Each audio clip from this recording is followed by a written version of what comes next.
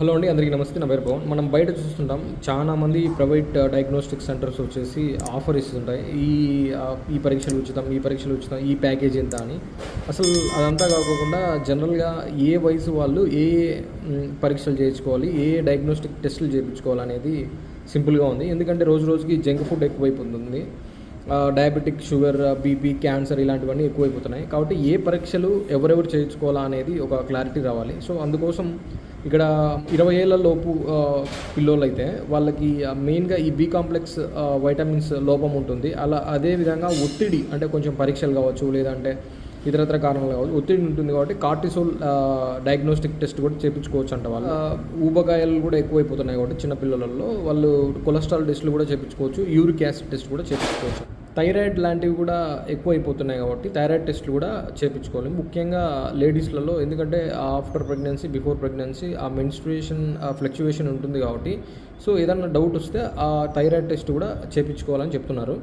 ఇంకా అలసట, వీక్నెస్, ఈ చెమటలు పట్టడం, లేకపోతే రకరకాల కారణాలు ఉంటాయి. గుండె పరీక్షలు కూడా చేయించుకోవాలని చెప్తున్నారు. ఇక యుక్త వయసు ఆడపిల్లల్లో అయితే డెఫినెట్గా హిమోగ్లోబిన్ టెస్ట్, రక్తహీనత అనేది కనుక్కోవాలి. మెయిన్గా మనం ఈ లేడీస్లలో హెడేక్ చూస్తుంటాం, విపరీతమైన హెడేక్. సో ఇదంతా హార్మోనల్ ఇంబ్యాలెన్సు, మెన్స్ట్రుయేషన్ ఇంబ్యాలెన్సు వాటి వల్ల వస్తుందంట. సో వాటికి తగ్గ పరీక్షలు చేయించుకోవడం మంచిదని చెప్తున్నారు. అదేవిధంగా చాలామంది ఉమెన్స్ ఈ మధ్య విపరీతంగా బరువు పెరిగిపోతున్నారు. దానివల్ల ఏంటంటే పీసీఓడి, పాలిసిస్టిక్ ఓవేరియన్ డిసీజ్ వచ్చేసి వాళ్ళకి ప్రెగ్నెన్సీ టైంలో ప్రాబ్లమ్స్ వస్తున్నాయంట. సో దానికి సంబంధించిన పరీక్షలు చేయించుకోవాలి. హార్మోనల్ ఇంబ్యాలెన్స్ ఏదైనా ఉంటే చూసుకోవాలి. ఇకపోతే 20 నుంచి 40 ఏళ్ళ వయసులో వచ్చే వాళ్ళు వచ్చేసి బ్రెస్ట్ స్క్రీనింగ్ ఒకటి, సర్వైకల్ స్క్రీనింగ్ చేయించుకోవాలి, ప్యాప్స్మియర్. అదేవిధంగా పురుషుల్లో, స్త్రీలలో వచ్చేసి ఆర్బీఎస్, ర్యాండమ్ బ్లడ్ షుగర్ అనేది కామన్ అయిపోయింది. ఒకవేళ డౌట్ ఉంటే HbA1cకి పోవడం మేలు, ఎందుకంటే అది 3 months యావరేజ్ తీస్తుంది కాబట్టి.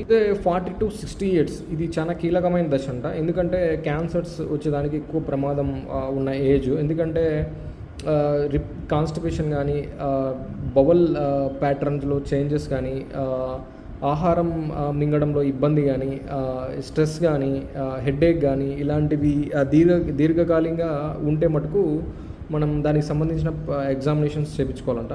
మెయిన్గా మగవారిలో వచ్చేసి మనం ప్రోస్టేట్ టెస్ట్ చేయించుకోవచ్చు. ఎముక డెన్సిటీ దానికి సంబంధించింది, బ్లడ్ క్యాన్సర్కి సంబంధించిన పరీక్షలు.